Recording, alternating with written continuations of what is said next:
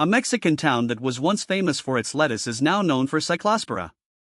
In Dr. Mora, a quiet agricultural town in Guanajuato with about 30,000 residents, a parasite is shaking the U.S. food system.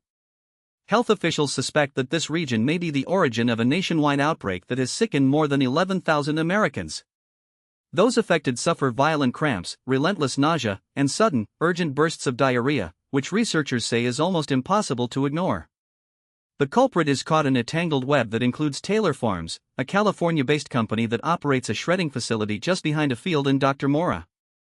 Taylor Farms is a household name in the area, employing many young adults and single mothers and forming a key part of the local economy. When the Food and Drug Administration began tracing the outbreak, it singled out this shredding facility as the source of the contaminated iceberg lettuce that reached U.S. groceries and restaurants. Carmen Ramirez, 31, runs a family-owned grocery store in Dr. Mora. When she heard that her hometown had been linked to a large U.S. outbreak, she laughed, saying, "I found it pretty funny, but then grew concerned. Now we're mostly known because of the diarrhea in the U.S., she said, pointing to the fact that the city's identity has shifted overnight. She worries that the association could threaten the livelihoods of everyone involved, from the workers at Taylor Farms to the local lettuce growers and market vendors. On Sunday, Taylor Farms issued a statement after the FDA apologized for a laboratory error, a false positive test for Cyclospora.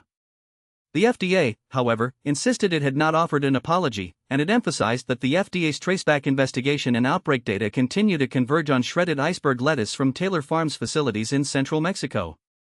To respond to the concern, Taylor Farms removed all iceberg lettuce sourced from Guanajuato from the U.S. market. Grocery stores and retailers have begun pulling the products from their shelves. Despite the gravity of the outbreak overseas, Mexican health authorities announced that only 3 cases had been detected locally in Guanajuato. The slight number has led officials to rule out a domestic outbreak. But the epidemiology in the U.S. paints a different picture.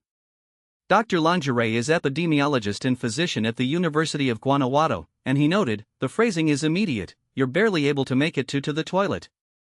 He agreed that while the parasite itself is not new, the scale of the outbreak in the U.S. is unprecedented. The situation in Dr. Mora illustrates the close link between local agriculture and global food safety. A small field in a seemingly remote town can have ripple effects that reach major cities and hospitals across an entire continent. While the U.S. gathers conclusive evidence and improves monitoring for Cyclospora and other pathogens, Mexican officials are working hard to maintain transparent communication with both local producers and consumers. What we're hearing right now is a reminder that the integrity of our food supply goes way beyond our own borders. The people in Dr. Mora, many of whom grew up in a town known only for its crisp lettuce, are now a core part of a story about one of the most disruptive agricultural outbreaks in recent history.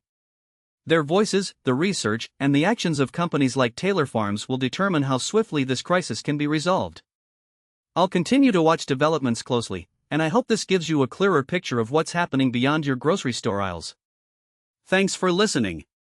Until next time, stay curious and stay healthy.